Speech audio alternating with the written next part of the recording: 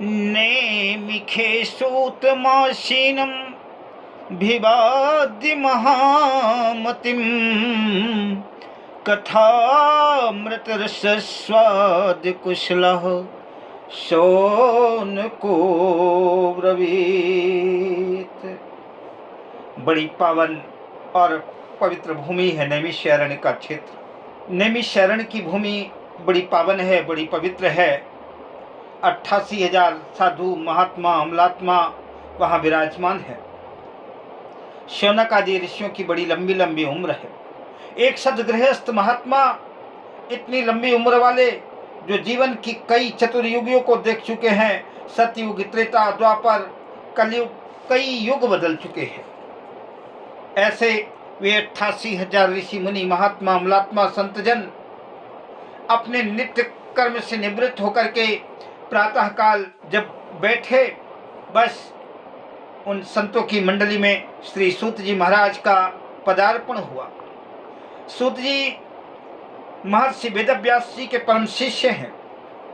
जो बैठे हैं उनकी उम्र हजारों वर्ष लंबी है, लेकिन सूत जी महाराज जब शौनक आदि ऋषियों के मध्य पधारे तो सूत जी महाराज की आयु मात्र महज 20 वर्ष की है, लेकिन 20 वर्ष के उस उम्र के युवा साधु को देख करके सभी शौनक आदि ऋषि, शौनक आदि संत महात्मा सब अमलात्मा खड़े हो गए। आइए महाराज, आपका स्वागत है, आपका वंदन है, अभिनंदन है, पधारिए, आपने बड़ी कृपा की। शौनक आदि ऋषियों के इस व्यवहार को देख करके श्री सूत जी महाराज बड़े संकोच में पड़ गए। उनको लगा कि ये हमारे पिता प्रपितामह से भी लंबी उम्र वाले बड़े ज्ञानी महात्मा अमलात्मा, और मुझे देख करके सब खड़े हो रहे हैं, मुझे इतना आदर कर रहे हैं, मेरा इतना सत्कार कर रहे हैं, आखिर क्यों? तब शौनक आदि ऋषि सूत जी के मन की भावना समझ गए और कहा कि सूत जी, आप उम्र में जरूर छोटे हैं, क्या हुआ? शास्त्र कहता है कि धन वृद्धा बल वृद्धा आयु वृद्धस्तथैव चा ते सर्वे अपि ज्ञान वृद्धा किंकरा शिष्य किंकरा। कोई बल में बड़ा होता है, स्वाभाविक है, कोई आयु में बड़ा होता है और कोई कदाचित धन में भी बड़ा होता है, किंतु जो ज्ञान में बड़ा होता है वही तो सर्वश्रेष्ठ होता है, वही तो सबसे बड़ा होता है। इसलिए सूत जी, आप देखने में अवश्य छोटे हैं, आपकी वय, आपकी उम्र छोटी है, लेकिन आपके पास हमारे अज्ञान को नष्ट करने के लिए करोड़ों करोड़ों सूर्य के समान आपके पास परम तेजस्वी दिव्य ज्ञान है। महाराज, अज्ञान ध्वांत विध्वंस कोटि सूर्य समा प्रभा सूतख्याय कथा सारम मम कर्ण रसायनम। महाराज, आपकी उम्र भले ही कम है, लेकिन संसार के प्राणियों के अज्ञान को नष्ट करने के लिए आपका ज्ञान करोड़ों करोड़ सूर्य के समान है। इसलिए हम सब पर कृपा करें और सूतख्यायी कथा सारम, आप कथा कहें। मेरी कथा सुनने की जिज्ञासा है, मेरी कथा सुनने की लिप्सा है, और आप कृपा करके मुझे भगवत चरित्र सुनाइए, भगवान की कथा सुनाइए। लेकिन आपसे एक प्रार्थना है, आपसे एक विनंती है कि आप मुझे जो कथा सुनाएंगे तो मम कर्ण रसायनम, आप ऐसी मुझे कथा दिव्य सुनाइए, ऐसा सार सुनाइए जो मेरे कानों के लिए रसायन हो। और एक बात और, भक्ति ज्ञान विरागाप्तो विवेको वर्धते महान अमाया मोह निराशस्य वैष्णवे क्रियते कथम। आप जो मुझे दिव्य कथा सुनाएंगे, जो दिव्य प्रभु का चरित्र सुनाएंगे, तो उस चरित्र को सुनने के बाद, उस कथा को सुनने के बाद भक्ति ज्ञान विरागाप, तो हमारे अंदर भक्ति जागृत हो, हमारे अंदर ज्ञान प्रस्फुटित हो, और भक्ति और ज्ञान के संयोग से मुझे वैराग्य की प्राप्ति हो, क्योंकि वैराग्य के बिना सब कुछ व्यर्थ है। कृपा करके मुझे ऐसी कथा सुनाइए कि विवेको वर्धते महान, जिस कथा को सुनने के बाद विवेक की वृद्धि हो, माया मोह निराशस्य वैष्णवे क्रियते कथम, माया का नाश हो, मोह रूपी अज्ञान हमसे दूर हो जाए और वैष्णव लोग भक्ति को प्राप्त करने के लिए, ज्ञान को प्राप्त करने के लिए और माया से दूर जाने के लिए कौन सा उपाय करते हैं, मुझे कृपा करके आप बताइए। बड़ा सुंदर दिव्य प्रश्न का ऋषियों ने किया, क्योंकि भागवत में वर्णन आता है कि संतों के क्षण और अन्य के कर्ण उसे कभी बर्बाद मत करना चाहिए। संतों के पास जाओ तो प्रभु के चरित्र की चर्चा करो, उनसे ज्ञान की चर्चा करो। संसार की चर्चा ऋषियों से, महात्माओं से, साधुओं से नहीं करना चाहिए। शौनक आदि ऋषियों ने श्री सूत जी से यह पूछा कि संसार के लोगों को कृष्ण की प्राप्ति कैसे हो, कृष्ण की प्राप्ति का मार्ग कैसे सुलभ हो, कृपा करके मुझे यह बताइए। कृष्ण की प्राप्ति कैसे हो, गोविंद कैसे मिले, ऐसा साधन बताओ कि गोविंद से मिलन हो जाए। इसको सुनकर के सूत जी महाराज गदगद हो गए। ऋषियों से बोले कि आपने बिल्कुल यथेष्ट प्रश्न किया है, आपका प्रश्न अति उत्तम है। हमारा जन्म होता है, बड़े होते हैं, युवा होते हैं और फिर वृद्ध हो जाते हैं और फिर मर जाते हैं। सुबह को बचपन हंसते देखा, फिर दोपहर जवानी, सांझ बुढ़ापा ढलते देखा, रात को खत्म कहानी। जीवन के पहलुओं को हमने कभी समझने का प्रयास ही नहीं किया। लोग जीवन को ऐसे ही बर्बाद कर देते हैं। कितने लोग ऐसे हैं जिन्हें आप अपनी नज़रों से देखते हैं, इधर उधर फालतू घूमते रहते हैं, गप्पे लगाते रहते हैं। कुछ लोगों के पास तो कोई काम ही नहीं है, गार्डन पर बैठ करके, पार्कों में बैठ करके सिर्फ ताश के पत्ते फेंकते रहते हैं, ताश के पत्ते खेलते रहते हैं। उनका जीवन ताश के पत्तों में ही गुजर जाता है। संसार के कार्यों में हमारी दुष्प्रवृत्तियां इतनी बढ़ रही हैं, भगवान के कार्य में संकोच होता है। शौनक आदि ऋषि कहते हैं कि काल ब्याल मुखग्रास त्रास निर्णांस हेतवे श्रीमद्भागवतम शास्त्रम कलौकीरेण भासितम। हमारा जीवन क्या है? तो कहा कि काल ब्याल मुखग्रास, ये सारा संसार, हम सब काल रूपी सर्प के मुख पे हम सब बैठे हुए हैं। हमारा आपका शरीर सुरक्षित कब तक है? जब तक सर्प अपने मुख को बंद नहीं करता। जैसे ही सर्प ने मुख बंद किया, तुरंत हम सब गोविंदाय नमो नमः हो जाएंगे, हम काल के गाल में समा जाएंगे। ऐसे ही काल रूपी सर्प के मुख के हम सब ग्रास बने हुए हैं। मैं आपको अभी कथा सुना रहा हूँ और इसकी कोई गारंटी नहीं कि कथा पूरी कर पाऊंगा कि नहीं कर पाऊंगा। नहीं कश्चित् क्षणमपि जातु तिष्ठति कर्म कृत अकार्यते हावसः कर्म गुणैः स्वाभाविकैर्बलात्। ये मानव की सबसे बड़ी भ्रांति है कि वो चिंता ज्यादा करता है, चिंतन नहीं करता। जीवन में चिंता को मिटाओ और चिंतन को बढ़ाओ, यही मुक्ति का साधन है। अब चिंतन कैसे बढ़े और चिंता से मुक्ति कैसे मिले, ये सिखाता है श्रीमद्भागवत महापुराण। ये भागवत रूपी दिव्य ग्रंथ, सदग्रंथ ही हमें मुक्ति की ओर ले जाता है। श्री सूत जी महाराज कहते हैं कि भागवत की कथा का श्रवण का अधिकार तो देवताओं को भी नहीं है। आप जानते हैं कि बड़े भाग्य से मिलती है। जब कई जन्मों के पुण्य उदय होते हैं, तब श्रीमद्भागवत महापुराण की कथा सुनने का सौभाग्य प्राप्त होता है। एतस्माद् परम किंचिन मनः शुद्धये न विद्यते जन्मांतरे भवेत पुण्यम तदा श्रीमद्भागवतम लभेत। जब कई जन्म जन्मांतरों के पुण्य उदय होते हैं, पुण्य पुंज बिन मिलहि न संता, जब कई जन्मांतरों के पुण्य उदय होते हैं, तब कोई दिव्य संत से मुलाकात होती है। और जब संत से मुलाकात होती है तो हमारे पुण्यों का उदय होता है, तो हमारे किस्मत के दरवाजे भी खुल जाते हैं। एतस्माद् परम किंचिन मनः शुद्धेन विद्यते जन्मांतरे भवेत पुण्यम तदा श्रीमद्भागवतम लभेत।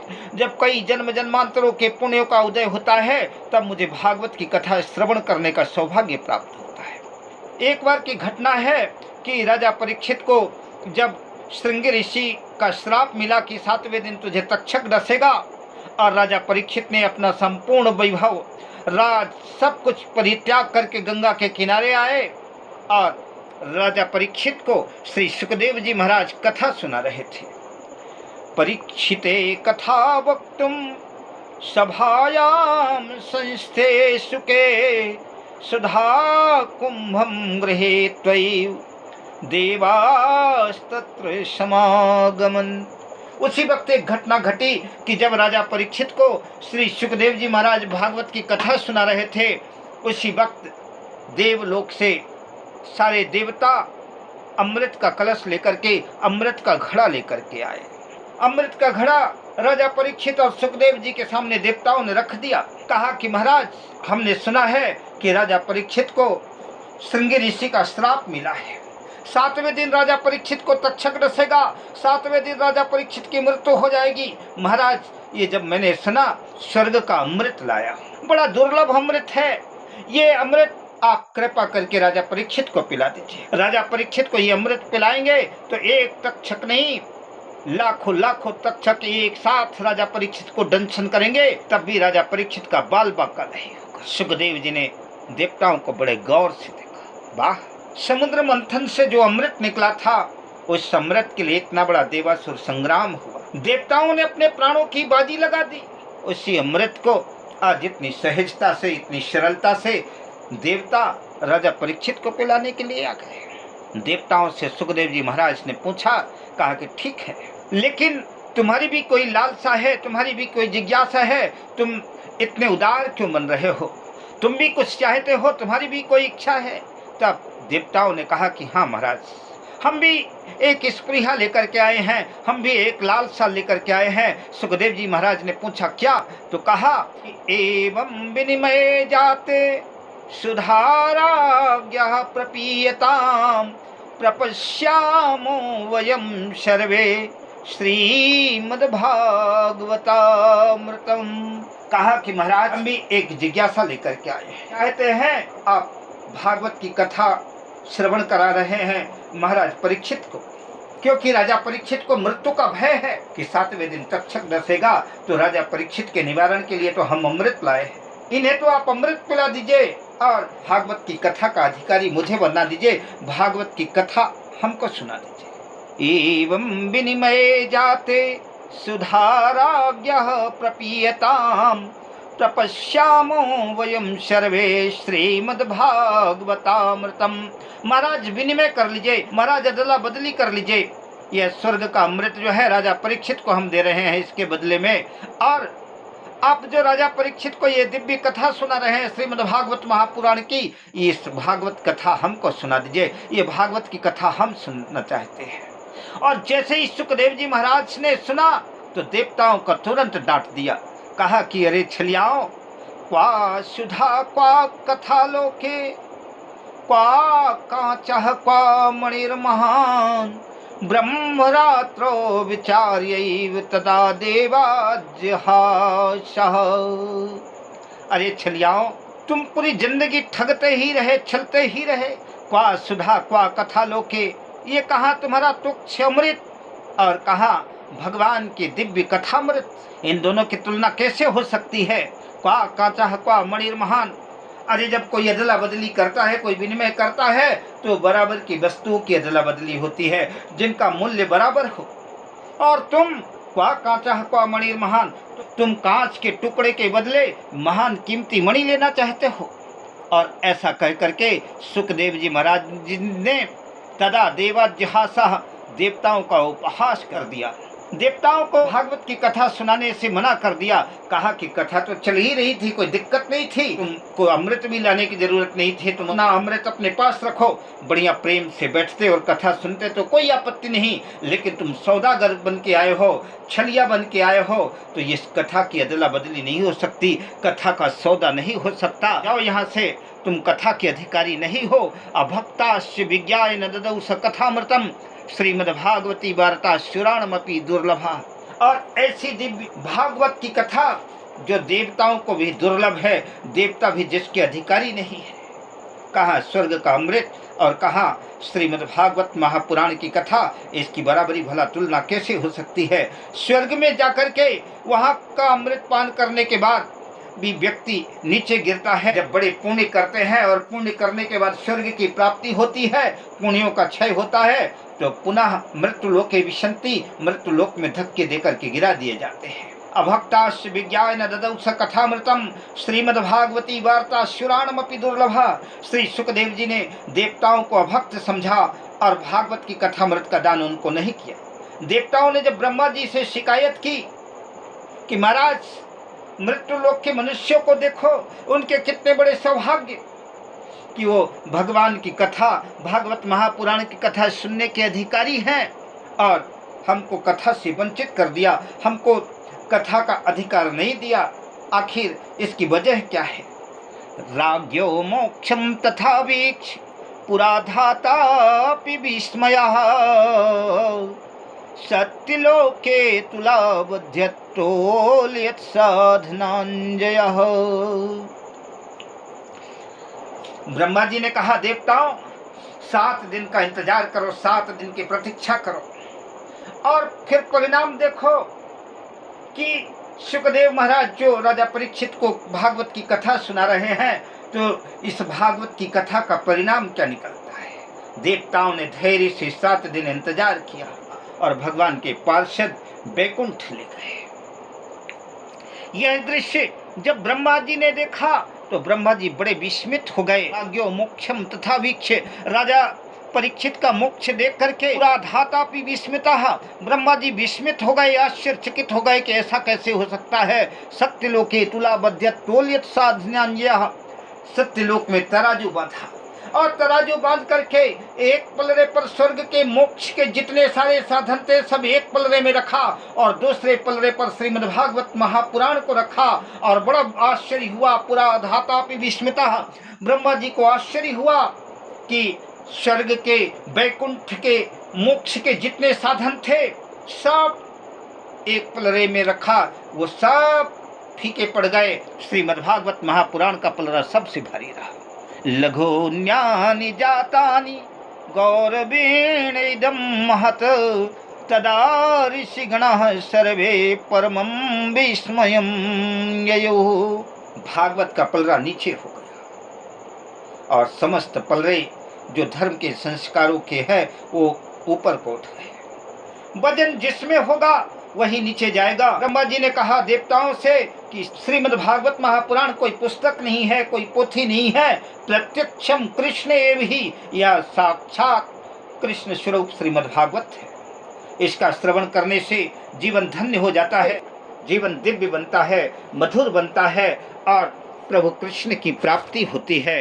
साक्षात कृष्ण एव ही, यह साक्षात श्री कृष्ण ही है।